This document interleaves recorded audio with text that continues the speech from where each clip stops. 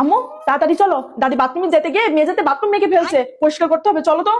আমি পরিষ্কার করতে পারবো না, তার প্রাণ প্রিয় মেয়েদের ফোন দিয়ে ডাক, তারা এসে পরিষ্কার করে দিয়ে যাক। ফুবুরে আসতে আসতে অনেক দেরি হয়ে যাবে, অসুস্থ মানুষ করে ফেলছে, চলো তো। ওই বুড়ি আমার এখানে পড়ে আছে কেন? তার প্রাণ প্রিয় মেয়েদের এখানে গিয়ে থাকে না কেন? সারা জীবন জ্বালাইছে, এখনো জ্বালাচ্ছে, যা তো, আসতেছি, যত সব। আম্মু দাদি বলছে কবুতরের মাংস আর টেংরা মাছের ঝোল খাবে, আজকে রান্না করে দিও তো। বুড়ি হয়ে বিছানায় পড়ে আছে, এখনো কি মুখে স্বাদ কমেনি? আজকে যেটা রান্না হয়েছে ওইটা দিয়েই খাবে, ওই বুড়ির জন্য আলাদা কোনো রান্না করতে আমি পারবো না। আম্মু তুমি দাদির সাথে সবসময় এমন ব্যবহার কেন করো? ভুলে যেও না তোমার কিন্তু ছেলে আছে, তার বউ যদি তোমার সাথে এমন করে তাহলে তোমার কেমন লাগতো? তুমি যেমন করবা একদিন না একদিন তেমন ব্যবহার কিন্তু ফেরত পাবা। শুধু তো মার ব্যবহারটাই দেখছো, দাদির ব্যবহার তো জীবনে দেখোনি। যদি দেখতা তাহলে বুঝতে পারতা আমি কেন তার সাথে এমন ব্যবহার করি। ওই মানুষটার প্রতি আমার মন থেকে ভালো ব্যবহার আসে না।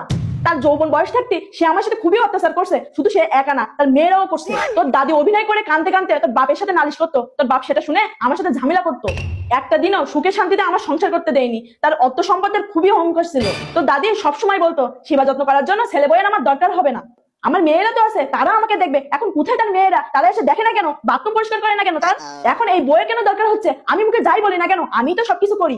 তোদের মুখের দিকে তাই গিয়ে সবকিছু মুখ বন্ধ করে সহ্য করছি, একবারও নিজের কথাও ভাবিনি। আম্মু আমি সবই বুঝতে পারছি, তোমার সাথে অনেক অন্যায় হয়েছে।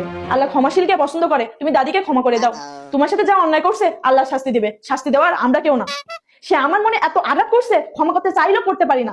যে যেমন কর্ম করবে দুনিয়া থাকতে সে তেমনই ফল পাবে।